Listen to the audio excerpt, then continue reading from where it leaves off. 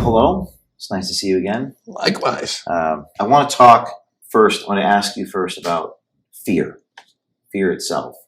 And you said that in politics, your party was becoming the party of fear.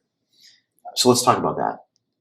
What is it that you fear, if anything? Well, I mean, in that context, somebody asked me when I was at a demonstration, in Germany, and at the beginning of the pandemic, in August of 2020, and there are 1 million people there from all the countries of Germany, and it was like a kind of a Woodstock crowd. It was a very, very diverse crowd, and I was in the crowd shaking hands with thousands of people, and I was not at that time wearing a mask, and almost nobody was. And an NBC film crew were completely masked, approached me at that time, and they said, you're not wearing a mask, aren't you scared of COVID? And I said to them, well, there's things I'm a lot more frightened of than COVID. And they said, like what? I said, like my children growing up in an America where there's no constitutional rights. And it's been recognized forever that fear is a governing tool. And particularly for totalitarian elements, it's always been the most attractive. Fear, hatred, all of these, kind of dark features of human nature can be used, prejudice, tribalism. But fear is the most potent one. And that's why in 1932, when he was inaugurated, Franklin Roosevelt said the only thing that we have to fear is fear itself.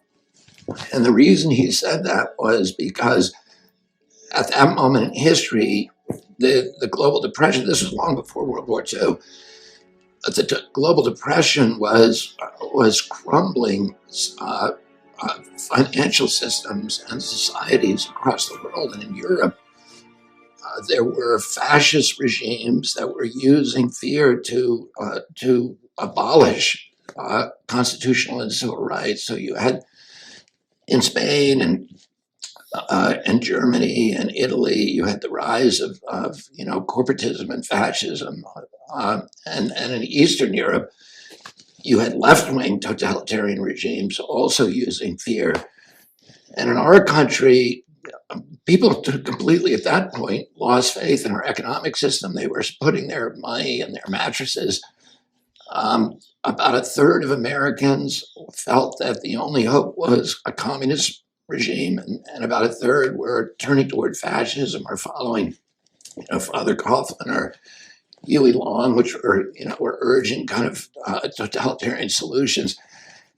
And Franklin Roosevelt said to people, that is the biggest fear, is fear itself, because that will allow it. We will get through this. We will get through it if we be still. But if we allow ourselves to be manipulated by fear, we will lose everything that we value. Well, one of the things you've written is that fear has been stoked to provoke mass compliance. So is fear itself the biggest issue facing America right now? I don't know if it's the biggest issue, but it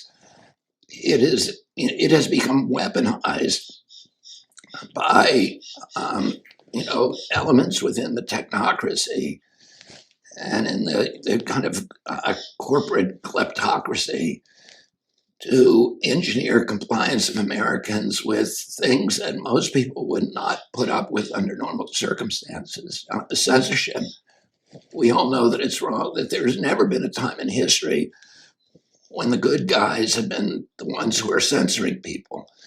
And so Americans know, innately that that the government is not supposed to censor us. And yet we put up with it. We said, okay, those guys are scaring us and we need to shut them up. And, the Constitution doesn't have a pandemic exception. The First Amendment doesn't have a pandemic exception. And, the Constitution was written for hard times. And by the way, the founding fathers, the framers of the Constitution, knew all about epidemics. There were 2 epidemics during the Revolutionary War. There was a malaria epidemic that decimated the armies of Virginia. There was a smallpox epidemic that brought to a halt the armies of New England at the very time when we had taken Montreal. So Benedict Arnold's army had captured Montreal, but because they were undermanned because of the smallpox epidemic, they had to withdraw. Otherwise, today, Canada would be part of the United States.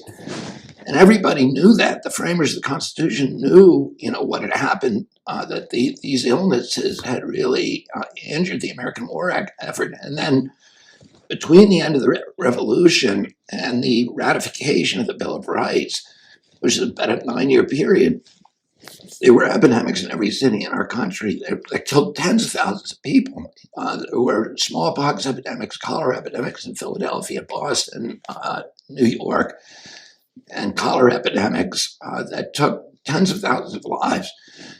Everybody knew about it, and yet they did not put an epidemic exception in the United States Constitution or any other exception. And, we've been through much worse calamities than COVID-19. During the Civil War, we lost 659,000 troops in action or from disease, but troops on both sides. That's the equivalent of about 7,200,000 today. So much bigger, much larger death count than in COVID. But also our country was being torn apart. We almost lost the United States of America. And yet, when President Lincoln tried to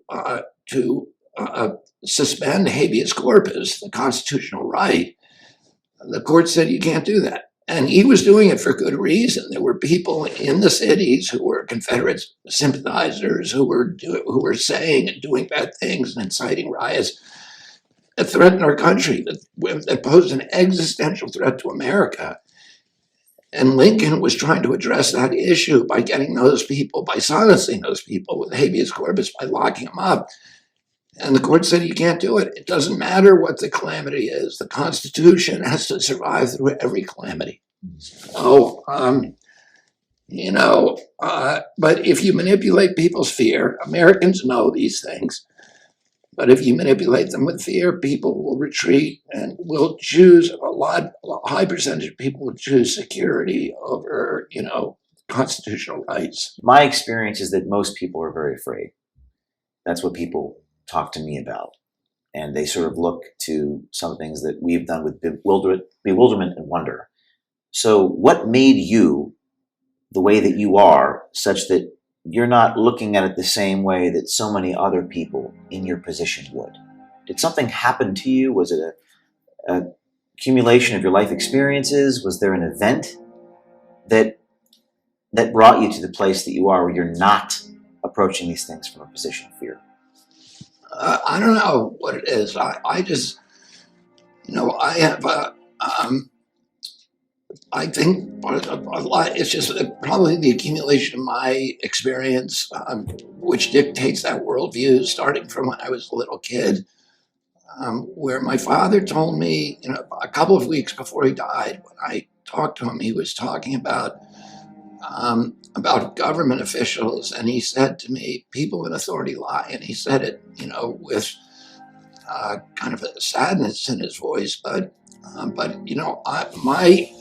my understanding of just living in a democracy is that our job is to maintain a posture of skepticism towards any kind of large aggregations of power. So government officials, corporate officials, we should be skeptical of those things. And then with me, I've spent 40 years suing big polluters, but about 20% of those lawsuits were actually against the government agencies that have become captured by the industry that they're supposed to regulate. So instead of functioning as to protect the public trust and the public welfare, they function as essentially as sock puppets for the industry that they're supposed to regulate. And I found that out the hard way through through suing them and through encountering. Has it made you cynical? Has it lost well, hope? I would not call myself a cynical person.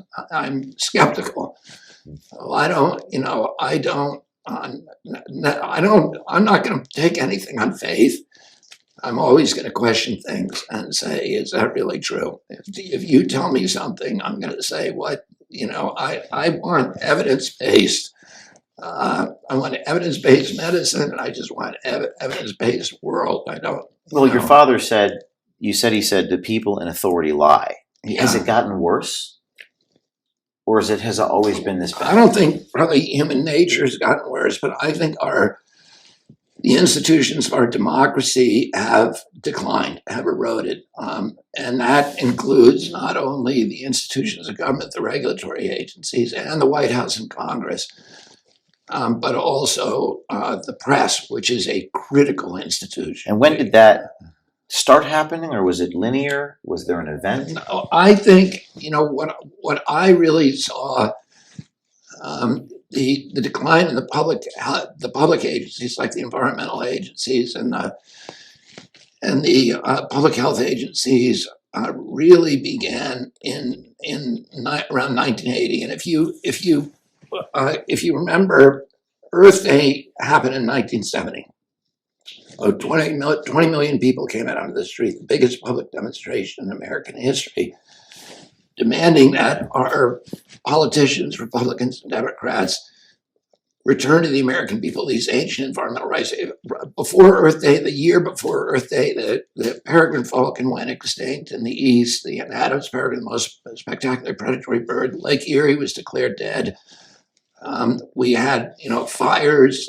We had these oil spills that closed all the beaches in California. The Hudson River or the Cuyahoga River that year, '69, caught fire and burned with flames that were 8 stories high, and nobody could put it out. And people were, this accumulation of environmental insults drove 20 million people out onto the streets. It was the biggest demonstration in American history, and it scared the political system. Republicans and Democrats got together. Richard Nixon was then president. He created EPA, signed the Clean Air Act, signed the Clean Water Act, and then we passed over the next 11 years 28 major statutes going right up to 1980, the Endangered Species Act, Circular RCRA, all these environmental safe drinking water.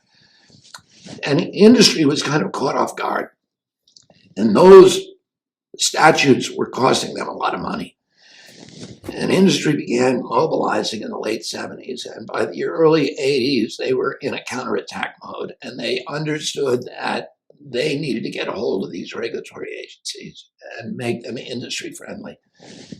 And that process, I watched that process because I was from 1984, I was, litigating against polluters. I joined the commercial fishermen on the Hudson River and started suing polluters. And by the way, I used to swim in Croton on Hudson when I was a child in the 90s. Was it cleaned up by then? No, mid-90s. That may explain some stuff about you, James. But it was not clean. There's a swimming hole near Croton on Hudson, very sandy. I don't know if you know what I'm talking about. Yeah, I've been swimming. In fact, I scuba dived one time the entire length of that river from the Croton Dam all the way to the mouth of the Hudson River. So I've swam in the entire Croton River, and that town was a very important part of the history of the commercial fishermen on the Hudson River. It was one of the enclaves of the commercial fishery, and those are the people that I represented for. When did it get cleaned up? 40 years. River? It started. The cleanup started really in the mid 70s. I mean, my group started suing polluters back then, and I joined them then in '84, and we brought 500 lawsuits against Hudson River polluters. And today, the Hudson is the richest waterway in the North Atlantic. It produces more pounds of fish per acre, more biomass per gallon than any other waterway in the Atlantic Ocean north of the equator. So you mentioned the EPA, the administrative agencies like the CIA and the FBI, and your uncle, John F. Kennedy, expressed desire to, quote, splinter the CIA into 1,000 pieces and scatter it into the winds, unquote. I myself have been raided by the FBI. I'm one of the few, if not the only journalist in American history to be raided by FBI agents who took my and my colleagues' journalist notes, and the ACLU came to my defense, which is, I think, a good thing. But in terms of these agencies, going back to my question about, was it always this bad? J. Edgar Hoover was the head of the FBI 60 years ago. Was it worse back then? Is it as bad? Is it getting worse now? How would you compare present day to when your uncle was president? You mean with the enforcement agencies? Yes. I think it's more insidious today because of the technologies of control. Back then, back then you had really terrible people running the agency, like Alan Dulles and James Jesus Angleton, Frank Wisner, people who were genuinely murderous and felt like there was no, controls on their behavior. And they started Operation Mockingbird at that point, which was an operation to compromise American journalists. So they had about 400 journalists that we know of. Carl Bernstein wrote an article about Mockingbird around 1975 or 76 in Rolling Stone. And at that point, I think there were some 400 editors, journalists, from all the largest publications. The New York Times had been compromised. The Washington Post was basically. What do you mean by compromised for people who? Well, they were functioning. The high-level people at those journals were working for the agency or had signed secrecy agreements with those agencies, with the CIA. And at CBS, ABC, NBC, high-level journalists. So today, today that's going on. After 75, when it all came out, during the Church Committee hearings, the CIA promised that it would no longer compromise American journalists. It continued the program to compromise journalists all over the world. And today, the CIA is the biggest funder of journalism in the world. And how about present day? They fund it through USAID. But in 2016, Obama, there's a provision in the CIA charter that says that the CIA cannot propagandize the American people. President Obama adopted and I think it was through an executive order in 2016, that essentially reopened the door for Operation Mockingbird so that the CIA began once again to propagandize American people. How are they doing that presently? Well, I mean, we know that they did it. We've published articles on the CHD website that shows the journals that appear now where high-level intelligence officials are, or people associated with the intelligence industry are running those journals, like Noah Schlackman, who runs Rolling Stone, who came from Daily Beast. Daily Beast was run by John Avalon, who has deep ties to the intelligence agencies. But even journals like Smithsonian and National Geographic, Nature, the Washington Post, the New York Times appear to be compromised by the CIA. We know from the Twitter files that both the FBI and CIA were operating portals within the Twitter and Facebook that allowed them to manipulate information and to deplatform people and to silence certain people that they didn't like in the social media. So, but the answer to the big answer to your question is the problem is today that is frightening is that with AI, with artificial intelligence, and with all of these surveillance, like facial recognition systems, the satellite systems that are now, I think we're going to have 415,000 low altitude satellites where they can look at every square inch of the Earth at 24 hours a day. They have technology now that can look through walls, and just surveillance technology. We're all under surveillance. Your GPS, your cell phone is spying on you. We're carrying around these devices that are all spying on us, or all have the capacity to spy on us, and of course they are. To what end? What? To what end?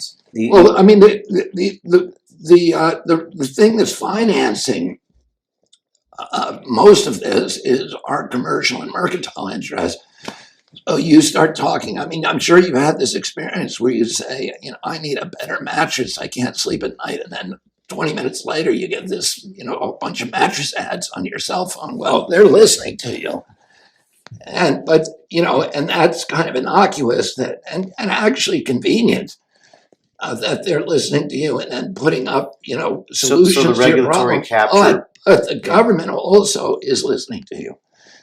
And if you're doing something that, if you are doing something that involves dissent or disobedience to government mandates, it's quite possible that there's some government agency that's keeping track of that. have you And that's scary. experienced any retaliation in the since the pandemic? Have you seen any overt forms of retaliation against you by the intelligence community, to your Well, knowledge? we don't know. I mean, we don't know because there's always kind of irregularities on your cell phone. We get, we come under attack by bots almost daily at the Children's Health Defense, but you don't know who's orchestrating it. It's all kind of obscure and invisible.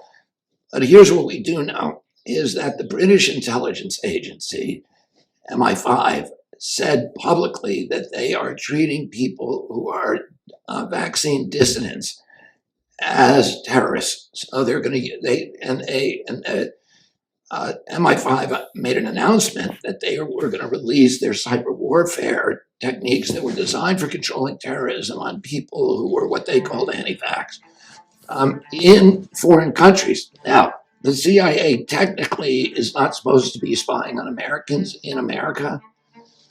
But the way that they get around that is they use the Five Eyes, which are the intelligence agencies from our top allied countries, to do the spying, and then they share the information with the CIA. So that's one way they can do it. The commercial capture to help you sell a mattress is one thing. Gathering all this information, is it just for information for its own sake?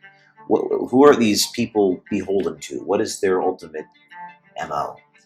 Well, the thing that's they may not have any. They may just, there may be no sinister motive at this moment in history. The problem is that once you put that power, once you give that power to a government, it will. I mean, and this is a solid rule. Any power that the government has, it will ultimately abuse to the maximum extent possible, and it will never give back voluntarily. And the last rule is that nobody ever complied their way out of totalitarianism, so we're all going along with it. And we don't know. I mean, and if Edward Snowden had not come out, we would not know that any of this was going on. That our telephone calls are all being monitored, that our text messages and emails are all being monitored and stored in these big data centers in Utah, and that there's nothing that you do that is private anymore.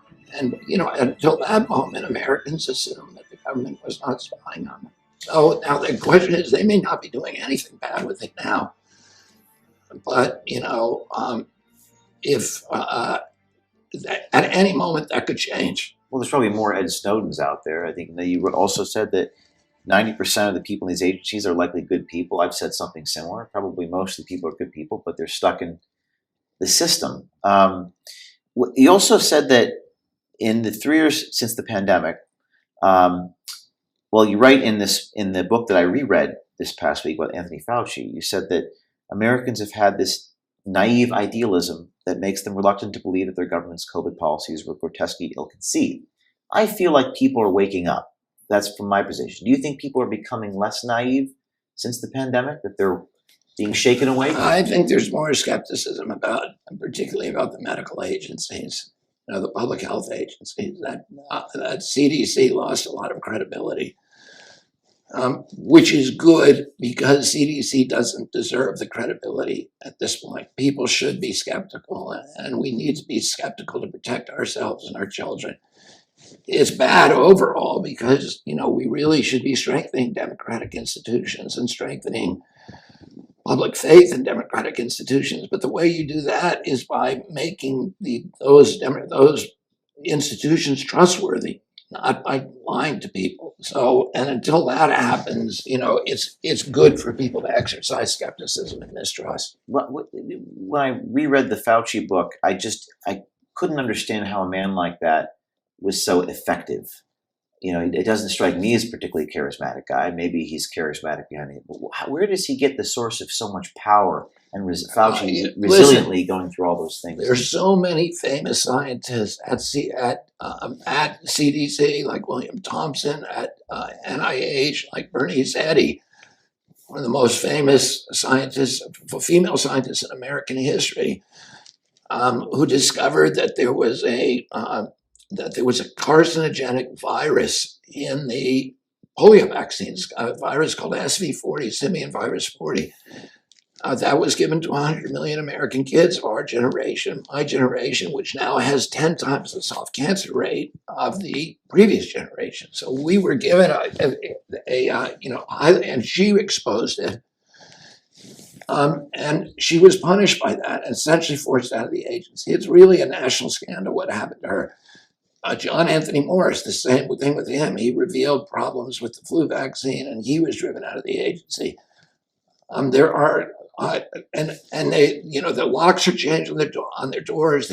They're forced out of their laboratories. Their telephones are taken away. This is what happens to people who interfere with the mercantile ambitions of the agencies of the corporations and industries that those corporations regulate.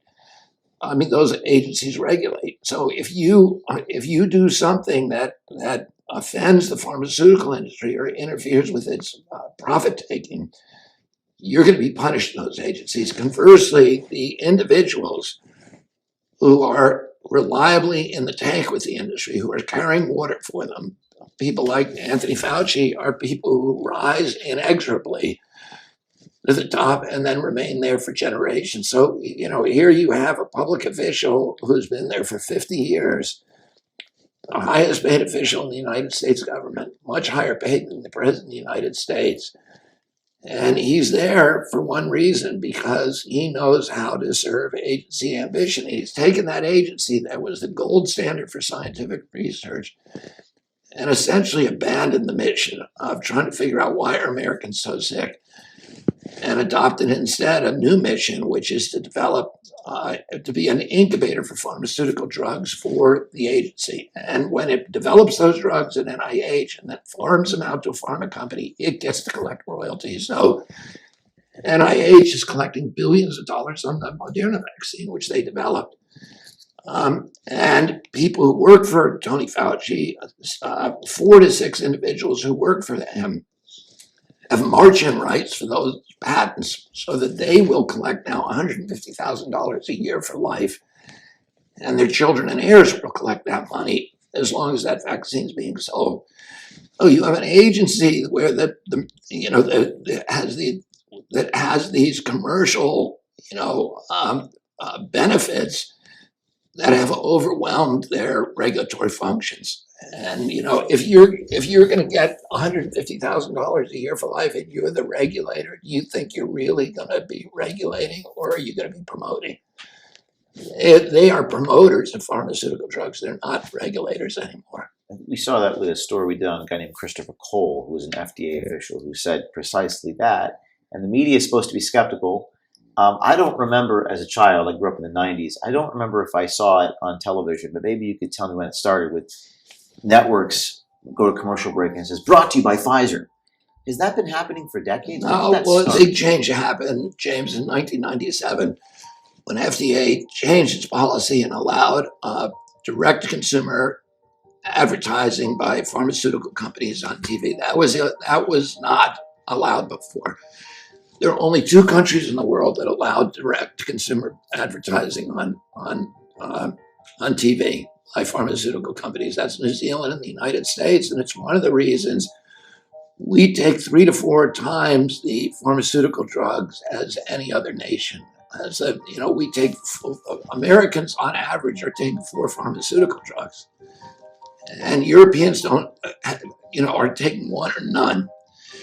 So, and we are the sickest population in the world. We have the highest chronic disease rate. We spend more on healthcare. We spend $4.3 trillion What changed in on healthcare. 97? What was the 97. Well, 97. FDA had been captured by the agency, by the industry, and so they and it changed the rule. And now, I mean, I had this experience with Roger Ailes one time, who was the founder of Fox News. And I knew Roger.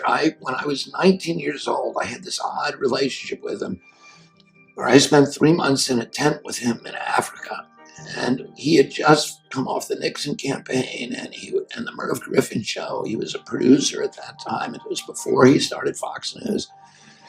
And we spent the summer together shooting this movie over there, or the TV show over there. And we became friends. And he was he was a very brilliant guy. He was very witty and funny. And he was a very loyal friend. So when he started Fox News, and I started seeing him as a kind of Darth Vader, that he was, that he was just destroying so much of the things that I cared about and about American culture. And I felt antithetical to all the things that he believed in, but we maintained a friendship.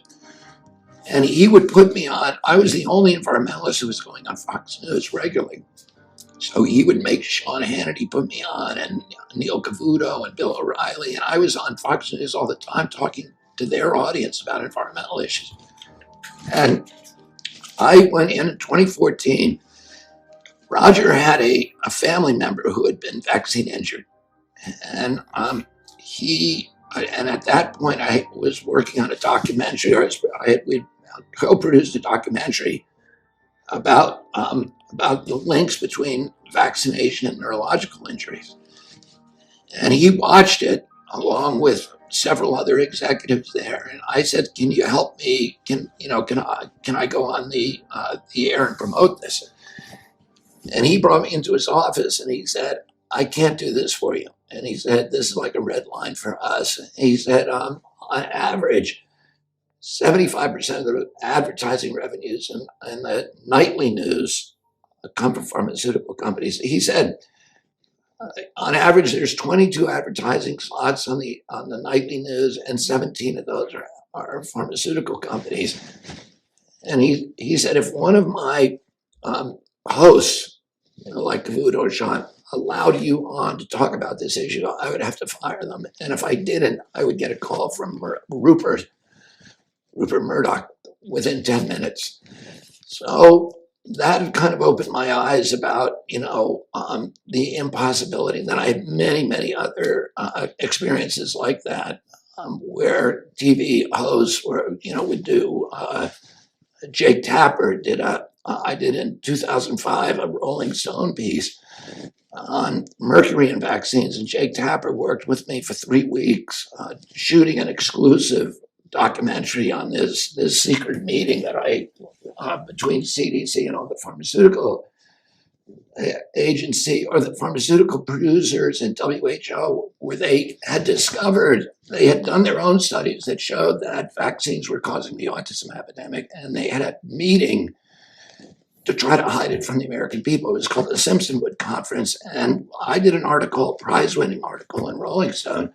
Jake Tapper did an accompanying documentary to, not a documentary, but a segment, a long segment to document, that I gave him an exclusive. The night before it ran, it was scheduled to run, which was the day the Rolling Stone article came out. He called me and he was completely discombobulated. He said, corporate, meaning the corporate offices, just killed that story. They said, we can't run it. And he said, it's the first time corporate's ever interfered with my journalism, and I'm outraged. And then the next day I called him and he wouldn't answer the phone. And then they aired instead a segment that said that vaccines are safe. It was just a propaganda segment. So I saw this again and again, how the industry, by not only uses the news shows as a platform to promote its products, but it was now dictating content to those newsrooms. And one of the things is, James, is the evening news is the ideal audience for pharmaceutical products, because, as you know, kids don't watch TV anymore. They don't watch the evening news. The people who are watching those news shows are people who are my age, and these are the people who are taking all the pharmaceutical drugs. They're sort of, they're senior citizens who are all hooked on pharmaceutical drugs. So that is where all the pharma ads are going. And so, that's why you see at the end of every news, brought to you by Pfizer, brought to you by Merck. And, what I've said is Anderson Cooper is getting $13 million a year salary. But if you actually look at the revenues, probably 70 or 80% of that is coming from Pfizer. And so who is he really working for? Is he working for the public interest? I don't think so. And it's not that Pfizer is, writing his scripts and dictating stuff, but he knows where the boundaries are, what he can and cannot say. And if he does say the wrong thing, then there is a conversation that's going to take place, like there was with Jake Tapper. Well, what media outlets do you admire journalistically? Like Elon Musk's Twitter is an example of one where people are in the comments posting about Pfizer officials. When we did our story, people were finding out the name of the guy and where he worked, and it was sort of a citizen run. But is there any media institutions that you do respect or admire journalistically? Well, I would say the ones now that are, free of pharmaceutical, there's very few. And Which are they? Well, I would say Epic Times is one that,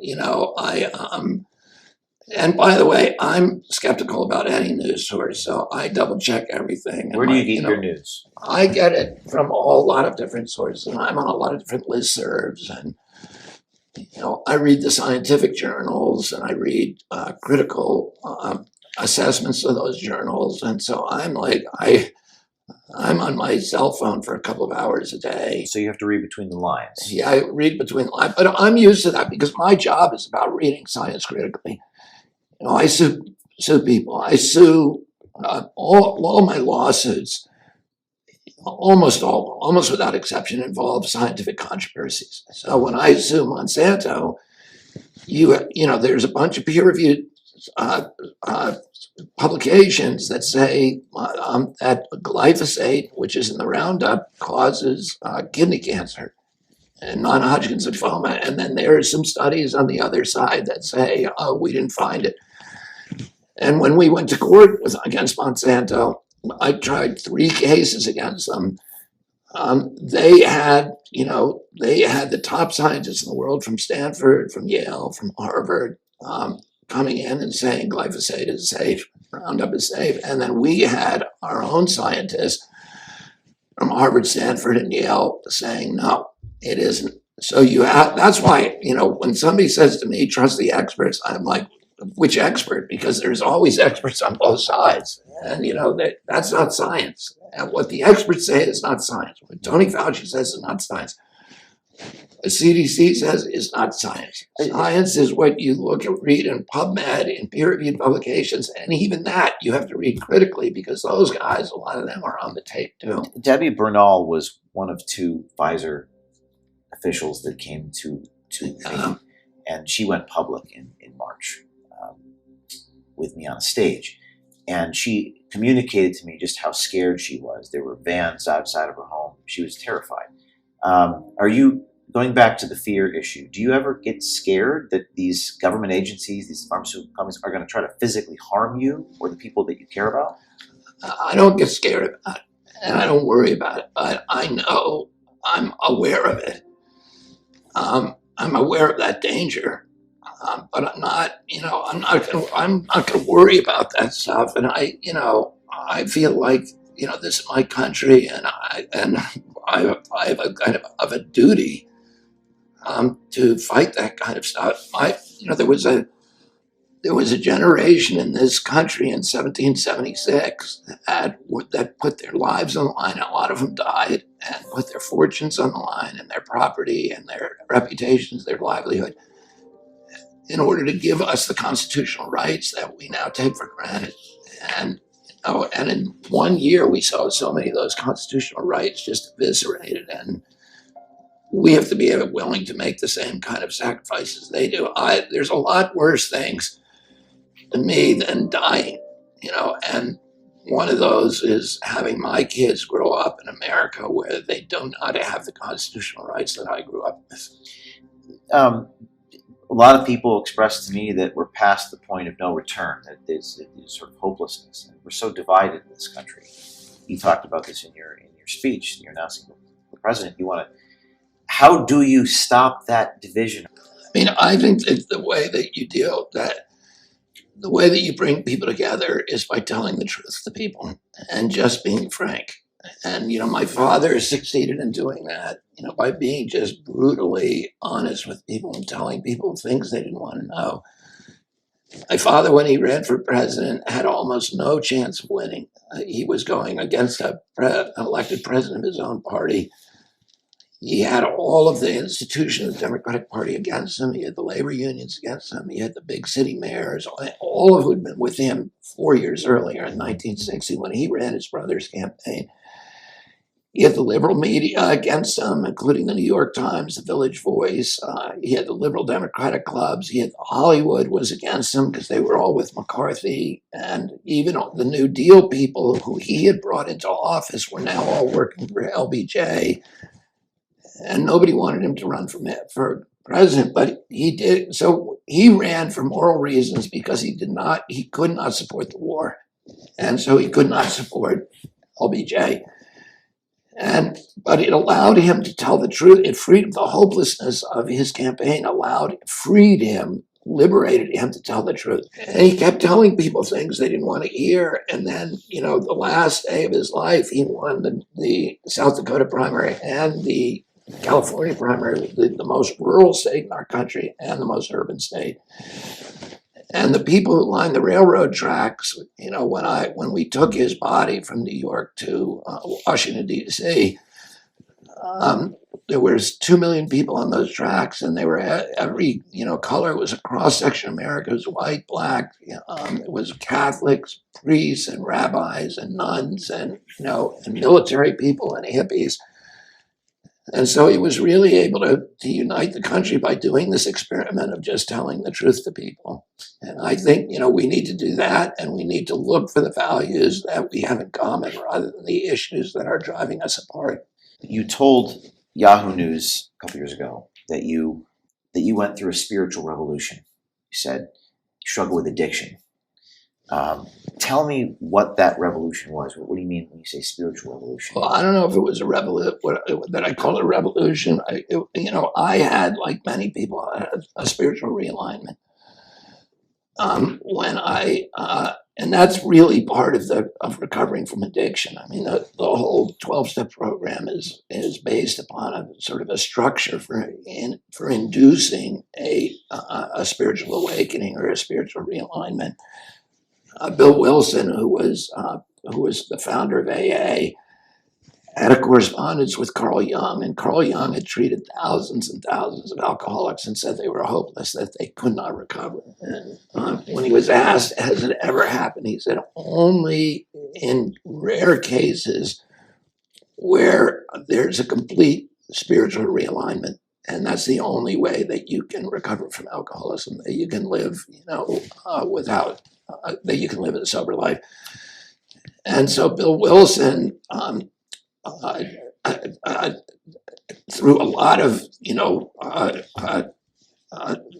through many kind of paths, discovered a method for inducing spiritual awakenings, and through going through the 12 steps, and then also by helping other alcoholics.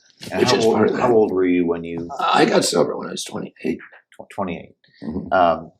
Do you think you can actually pull this off? Do you think you can win? Are you an optimist? I do believe I can win. And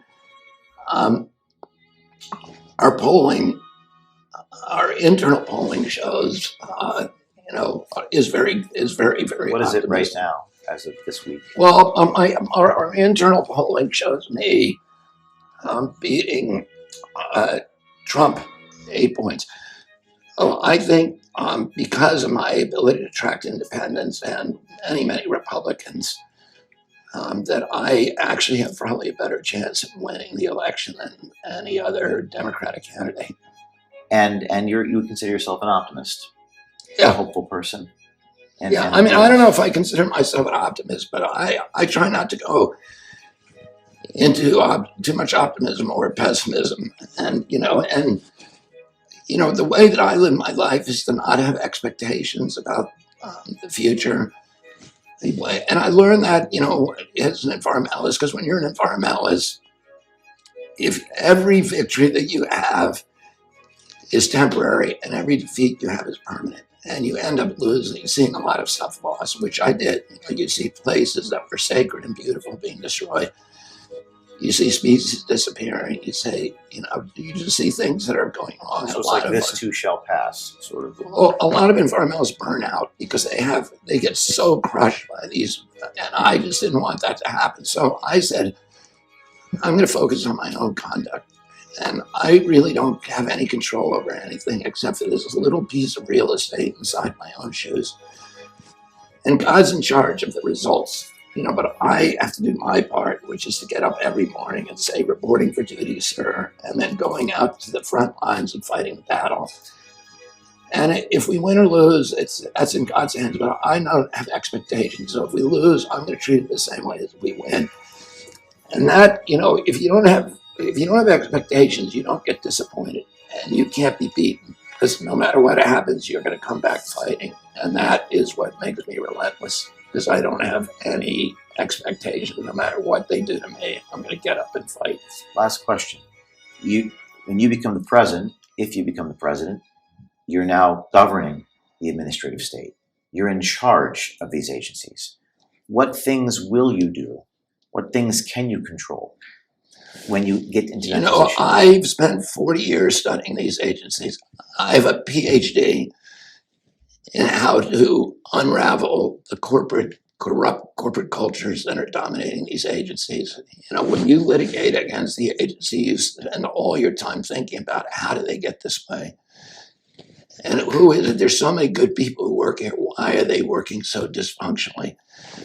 And, I know the people in many of these agencies that have to be moved. I know how to change the corporate culture. And I'm really, in that little twilight zone before you fall asleep every night, I'm thinking about what I'm going to do in the first weeks when I get into office about fixing these agencies, one at a time. I don't, that's something I'm excited about. And you won't say what that is because you don't want to give your cards away. Show your cards to them. Well, I mean, I could actually sit down and give you details, but it would be Broadly a long speaking, conversation. Yes. Well, all right. Well, thank you very much. To be continued, and wish you the best. Thank you very much, James. Thanks for having me.